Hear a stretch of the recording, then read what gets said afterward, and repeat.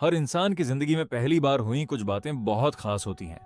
पहली बार बोलने से लेकर जो भी वो पहली बार करता है, वो सब उसके लिए बहुत खास होता है।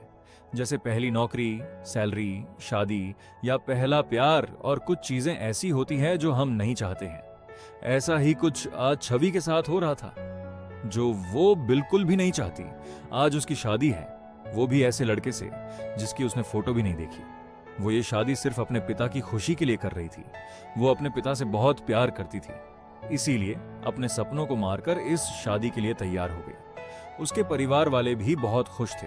घर में सबसे छोटी होने के कारण छवि सबकी लाडली थी। घर में चारों तरफ खुशी का माहौल था। इस शादी से सब बहुत खुश थे। छवि भी दिखाने के लिए अपने होठों पर मुस्कान लिए बैठी थी, लेकिन उसके मन में इतना दर्द भरा हुआ था कि अगर कोई थोड़ी सी भी इमोशनल बातें करता तो शायद वह जोर जोर से रोने लगती। लेकिन जब भी वह अपने परिवार की ओर देखती तो उनके चेहरे की खुशी को देखकर वह अपना दुख अपने मन में ही दबा लेती। शादी की सारी तैयारियां हो चुकी थी, बारात दरवाजे पर थी, पर छवि के मन में सिर्फ एक ही बात सोचे जा रही थी कि काश ये शादी ना हो। पर जो किस्मत में हो उसे कोई नहीं टाला नहीं जा सकता। शादी बड़े अच्छे तरीके से संपन्न हुई। विदाई की तैयारी होने लगी। छवि का मन फूट फूट कर रोने का कर रहा था, लेकिन वह ऐसा नहीं कर पा रही थी, क्योंकि उसने कल पहली बार अपने पिता को रोते देखा था। जब छवि का भाई उसे चिढ़ाते हुए बोला कि अब तो तू हमारे घर से चली जाएगी, मुझे रोकने वाला कोई नहीं होगा, मैं तो बहुत खुश हूं तेरी शादी से, तभी उसके पिता की आंखों से आंसू बहने लगे। छवि को अपने पिता को ऐसे देखकर बहुत बुरा लगा। छवि को जहां तक याद था, उसने अपने पिता को कभी रोते हुए नहीं देखा। यहां तक कि जब उसकी मां की मौत हुई थी तब भी नहीं। छवि ने तभी यह सोचा कि कुछ भी हो, वह अपनी विदाई पर नहीं रोती। अभी जिन लोगों के चेहरे खुशी से चमक रहे थे, अब उन्हीं की आंखों में नमी थी। छवि ने खुद को मजबूत बनाते हुए चुपचाप जाकर गाड़ी में बैठ गई। गाड़ी घर से थोड़ी ही दूर गई थी कि छवि की आंखों से आंसू पानी की तरह बहने लगे। अपने परिवार से बिछड़ने के दुख के साथ साथ उसके सपनों को टूटने का भी दुख हो रहा था। अपने घूंघट की ओट में अपने आंसुओं की छिपाकर बैठी रही। वहीं ससुराल में छवि का अच्छा वेलकम हुआ। वहां पर भी सभी लोग बहुत खुश थे। वहां पर उनसे बातें करने में थोड़ा अजीब तो लग रहा था, पर छवि को बातें करके कुछ अच्छा भी लग रहा था। पर मन के एक कोने में अब भी वो अपने परिवार को याद कर रही थी। छवि ने बिना कुछ खाए पिए ही पूरा दिन निकाल दिया। शादी की रस्मों रिवाज के चलते पूरा दिन निकल गया।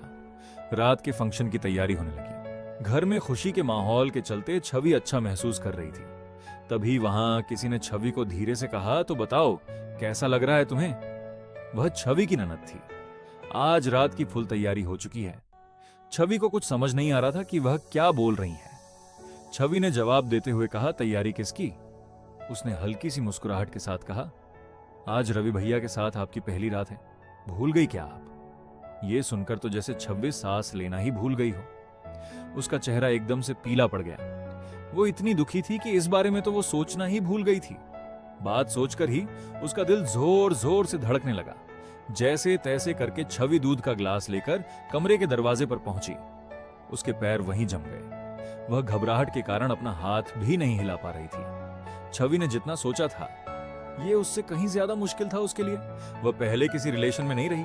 कोई उसे छुए उसे बिल्कुल भी पसंद नहीं था। वह वहां खड़ी यही सोच रही थी कि अंदर कैसे जाए। तभी किसी ने पीछे से टोका, तुम अंदर क्यों नहीं जा रही हो? अब तो छवि के पास कोई और रास्ता नहीं था। वह जैसे तैसे हिम्मत कर कमरे में पहुंची। वह वहां जाकर एक तरफ खड़ी हो गई। तभी रवि ने उससे कहा, तुम वहां क्यों खड़ी हो? यहाँ आओ। रवि की आवाज सुनकर तो छवि जैसे जाम हो गई हो।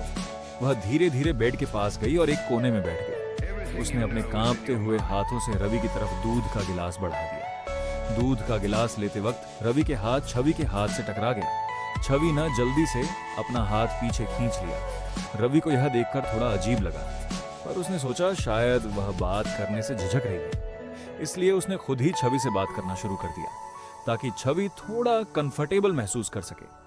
उसने बोला, यहां बैठो। छवि वहां आराम से बेड पर बैठ गई। रवि ने छवि के थोड़ा करीब होकर पूछा, क्या आप ठीक हो? छवि ने थोड़ा पीछे हटते हुए हाँ में अपना सिर हिलाया।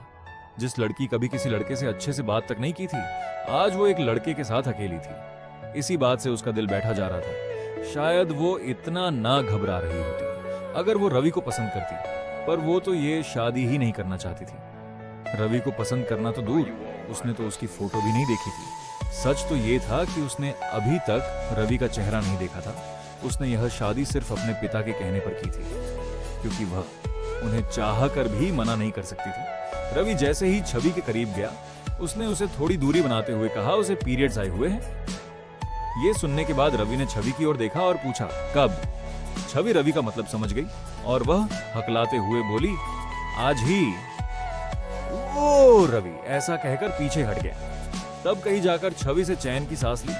रवि भी छवि को गुड नाइट बोलकर लेट गया। छवि ने भी धीरे से रवि को गुड नाइट बोला और रवि के पास लेट गई। थोड़ी देर दोनों ऐसे ही चुपचाप लेते रहे। फिर रवि ने छवि के करीब जाकर उसे किस किया।